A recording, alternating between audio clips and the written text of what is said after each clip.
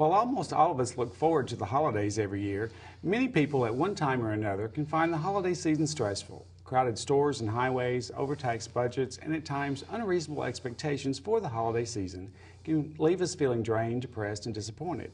Here to talk about coping, specifically coping with stress in and around the holiday season, is Marvin Chafin, a licensed mental health counselor with Lakeview Center. Marvin, thanks for being here. Appreciate you having me here today. Well, you've been around a long time. You have a great career and very expert in this field, so we wanted to really bring you over here and get you to talk about the holiday blues. Great. Specifically, what does that mean?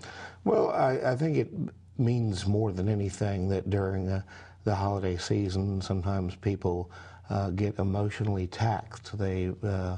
Their expectations may be out of line.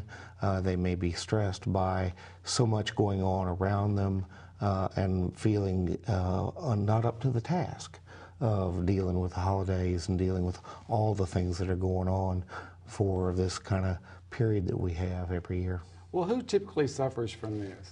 Well, you know, anyone can suffer from the holiday blues, but most often we see folks, middle age and upward, who have a difficult time dealing with things during the holiday period, again, because they feel stressed about budgets, they feel stressed about scheduling, there's not enough time in the day to get everything done, there's so many people that have, expectations of them that they're trying to meet, and just trying to do so much in a very limited period of time. And what about those who, for a lot of reasons, maybe the family unit is not like it once was? Absolutely. Maybe through divorce or passing on, that some of those loved ones that were just such a huge part of holidays in the past are not around anymore. Tell us a little bit about that aspect of it. And that is something that especially hits seniors very hard, but it can happen at any point in a person's life as the years go by. We tend to lose people out of our lives. People sometimes pass away, sometimes they've moved elsewhere, and so our circle of acquaintances sometimes begins to shrink. Mm-hmm. And as a result of that, people begin to struggle and begin to look at it as this is a difficult time of year, because I can remember past holidays when everyone was around, when the family was intact, times before there were difficulties, before divorce or something like that. Mm-hmm. And then they have to deal with the current reality that maybe, a mom or a dad or brothers or sisters are no longer here.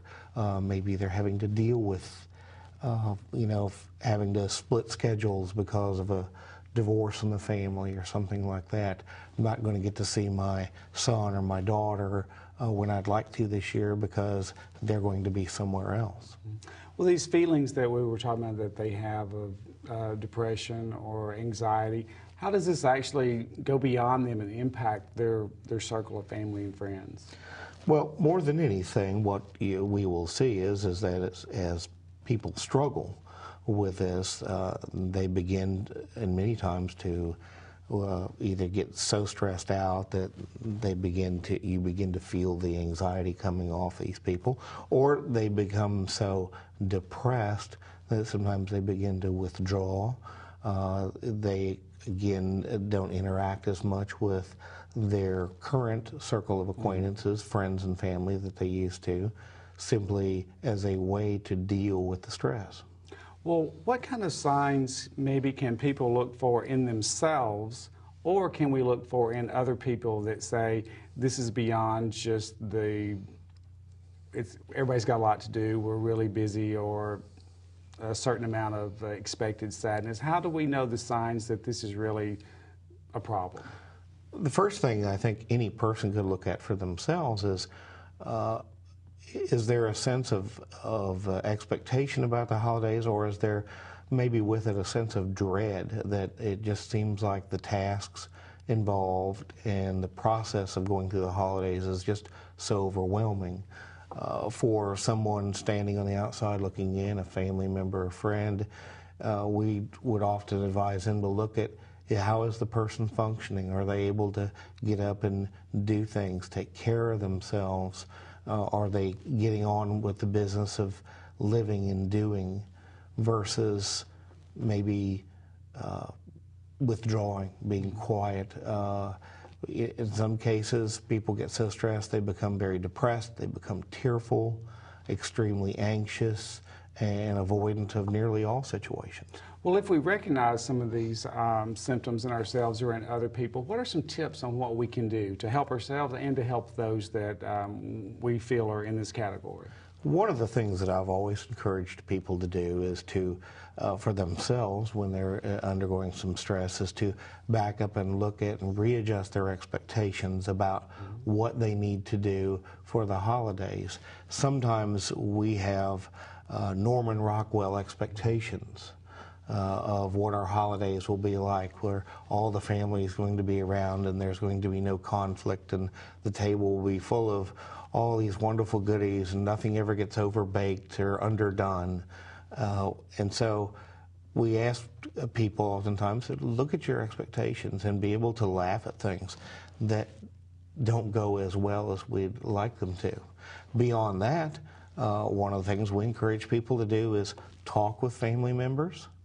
Always keep the lines of communication open. Talk openly about your feelings. And if you're really struggling, talk with a professional, a counselor, a pastor, someone that you feel can adequately understand what's going on.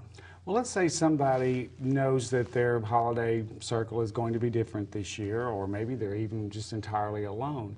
What are some things they can do? What are some tips where they can just avoid this as much as possible? Mm-hmm. One of the things for people that are isolated is I encourage them to get out. You don't have to look very far in any community in America, not just here in Pensacola, to find opportunities to reach out to other people who are less advantaged.